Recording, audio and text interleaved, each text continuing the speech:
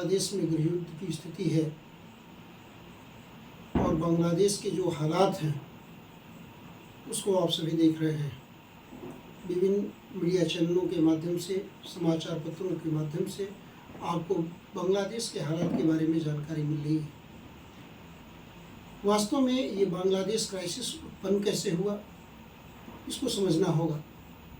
दरअसल यह अमेरिकी उपनिवेशवाद का एक उदाहरण है, जिस उपनिवेशवादी मानसिकता को अमेरिका और ब्रिटेन ने लेकर अब तक चला है, उसी का एक नवीनतम उदाहरण है बांग्लादेश। जिस सेंट मार्टिन आइलैंड को लेकर शेख हसीना को अमेरिका द्वारा ब्लैकमेल किया गया और शेख हसीना द्वारा मना करने पर कि नहीं, हम ये आइलैंड आपको नहीं देंगे, इसलिए वहाँ पे एक ग्रोथेबल अर्थव्यवस्थाओं वाला बांग्लादेश, जो भारत के पास सबसे तेज़ी से आर्थिक प्रगति कर रहा था, जिसको हम टेक्सटाइल उद्योग का पूरे दुनिया में हब के रूप में जानते थे, जिसका टेक्सटाइल निर्यात, टेक्सटाइल उद्योग पूरी दुनिया में फेमस था, उस विकासशील बांग्लादेश को किस तरह जो है पतन की तरफ झोंक दिया गया, यह अमेरिकी उपनिवेशवाद का सबसे जीता जागता उदाहरण है। सेंट मार्टिन आइलैंड को अमेरिका क्यों लेना चाहता है?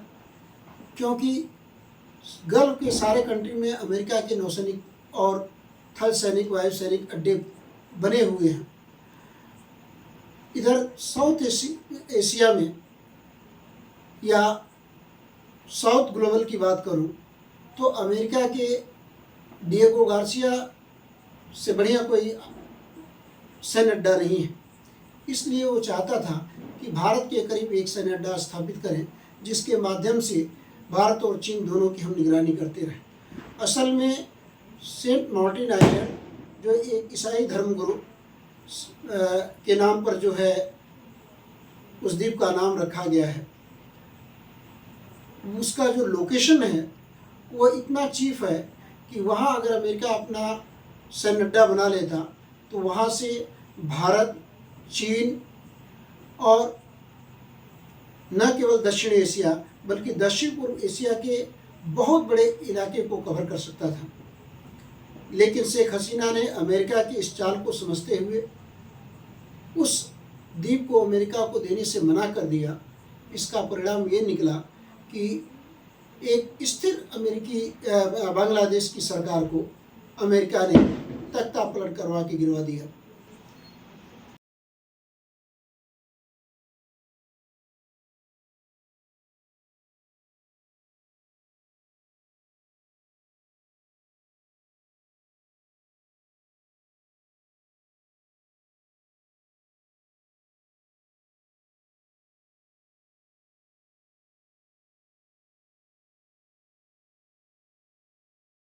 इसके पहले आपको मालूम होगा कि ये यही अमेरिका था जिसने अफगानिस्तान की एक स्थिर अस्थायी सरकार को गिराकर वहाँ पर धार्मिक अतिवादियों को कैसे खड़ा किया।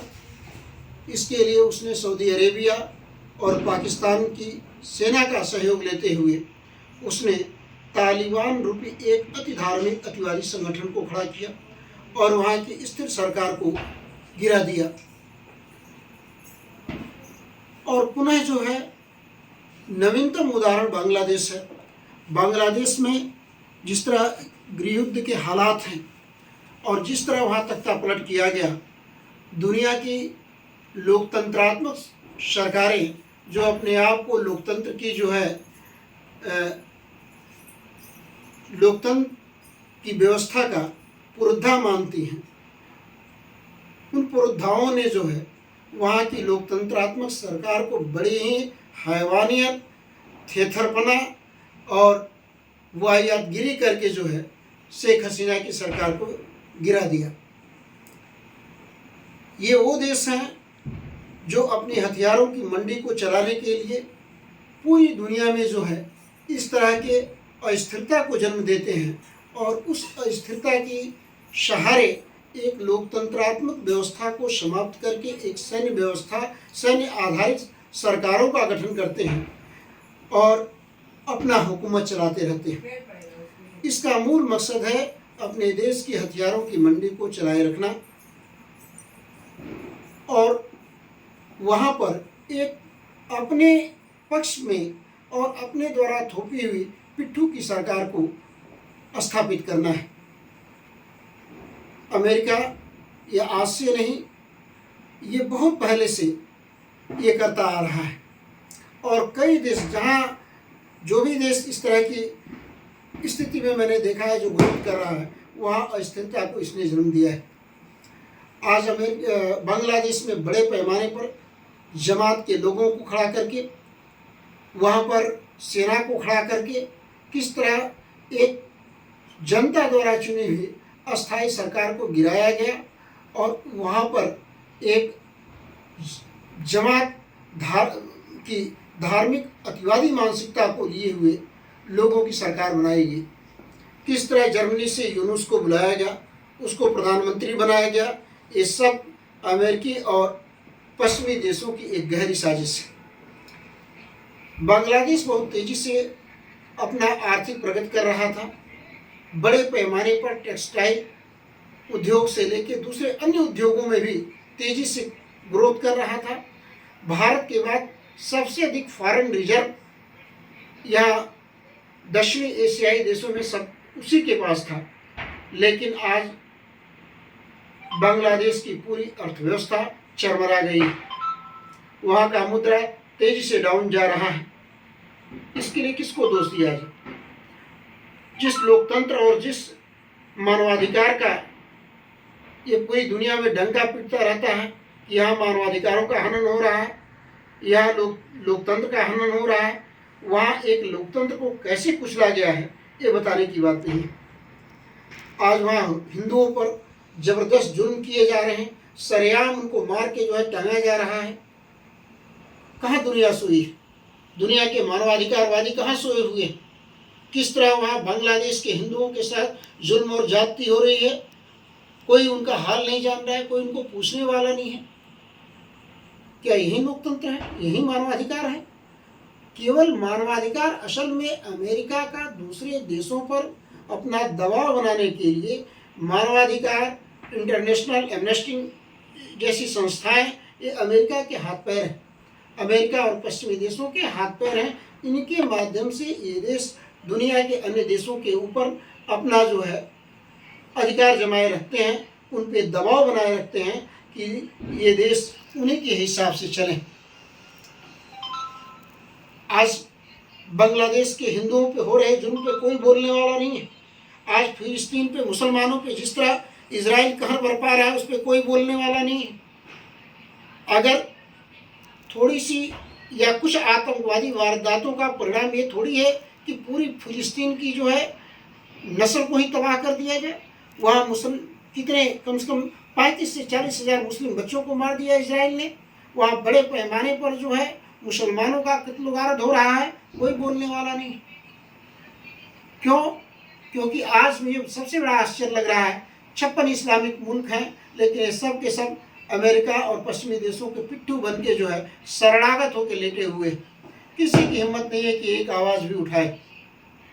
वहाँ कोई मानवाधिकार का हनन नहीं, वहाँ न कोई इंटरनेशनल जैसी संस्थाएं जा रही। इसका मतलब कि मानवाधिकार, लोकतंत्र, ये सब अमेरिका की एक साजिश है, दूसरे देशों पे दबाव बनाने का एक तरीका है। ये सोचने का विषय है। बांग्लादेश के हिंदुओं का दर्द मैं देख रहा हूँ, मैं गाजा के मुसलमानों का दर्द देख रहा हूँ, किस तरह उन बच्चों के ऊपर जो है उनको मारा जा रहा है। रिहायशी इलाकों पर इजराइल बमबारी कर रहा है, कोई बोलने वाला नहीं। और मुझे देख कर आया आश्चर्य होता है कि आज इस्लाम की दुहाई देने वाले 72 देश हैं। सबसे बड़ी चीज़ है, आज उनकी जो है इस्लाम की परिभाषा बांग्लादेश में हो रहे हिंदुओं के जुल्म के ऊपर बदल गई है, क्योंकि वहाँ हिंदू मारा जा रहा है। और ये भेड़गध है, आज गाजा में मुसलमानों का कत्लेआम हो रहा है, अपने आप को जो है इस्लामिक संगठन बना के बैठे हैं, लेकिन आज इनकी स्थिति यह है कि अमेरिका और पश्चिमी देशों के दबाव में एक शब्द बोल नहीं पा रहे हैं। ये दुनिया को अस्थिर करने का एक गहरी साजिश हो रही है। दुनिया में शांति रहेगी कि नहीं, ये कुछ ताकतवर मुल्क तय करेंगे। वो ये तय करेंगे कि दुनिया कैसे चलेगी। अगर दुनिया उनके हिसाब से नहीं चलेगी तो फिर दुनिया को ये अस्थिर कर देंगे। उनके हथियार अगर नहीं बिक रहे हैं तो भी ये दुनिया के लिए गंभीर समस्या है। आपको उन हथियारों की ज़रूरत हो या न हो, लेकिन अमेरिकी हथियार आपको खरीदना पड़ेगा, पश्चिमी देशों के हथियार खरीदने पड़ेंगे। आप नहीं खरीदेंगे तो आपको अस्थिर कर दिया जाएगा। वहाँ पिट्ठू सरकारें बैठा दी जाएंगी, वहाँ गृह युद्ध करा दिया जाएगा। ये इन सब का ठिका अमेरिका और पश्चिमी देशों को मिला हुआ है।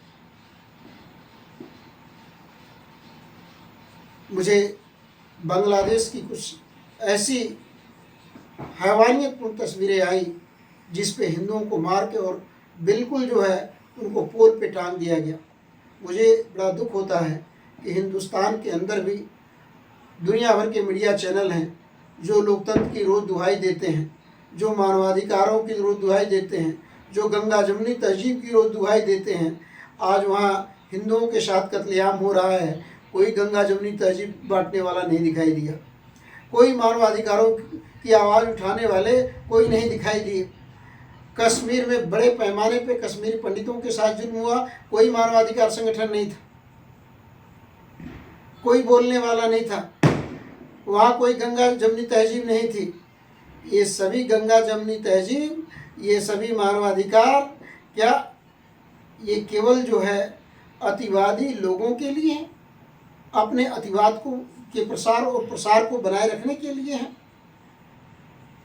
हिंदुओं जैसे सहिष्णु कम्युनिटी के साथ अगर आप कोऑपरेट नहीं कर पाएंगे तो फिर पूरी दुनिया में आपको कोऑपरेट करना बड़ा मुश्किल हो जाएगा। इस्लामिक संगठन आज जमीयत उलमा बांग्लादेश जिस तरह कत्ल-गारत कर रहा है बांग्लादेश में हिंदुओं के खिलाफ, न तो हिंदुस्तान का कोई जमात का नेता बोला, न तो हिंदुस्तान की जमीयत उलेमाए हिंद ने एक बार आवाज़ उठाई कि नहीं, जो बांग्लादेश में हिंदुओं के साथ जुल्म हो रहा है, न तो इसके खिलाफ कोई इन्होंने धरना प्रदर्शन किया। अभी कुरान की कोई प्रति फाड़ दी जाएगी, भले वो स्पेन में फाड़ी जाए, स्पेन में जलाई जाए, स्वीडन में जलाई जाए, लेकिन आवाज़ें उठती हैं भारत में, धरना प्रदर्शन शुरू हो जाता है। आज बांग्लादेश के हिंदुओं के लिए कोई धरना प्रदर्शन देने के लिए तैयार नहीं है, सभी लोग मौन बैठे हुए हैं।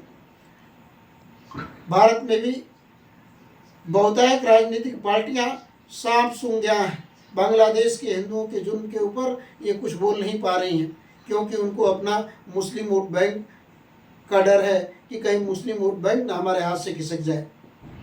क्या ये लोकतंत्र है? इसी लोकतंत्र की दुहाई आप दे रहे हैं।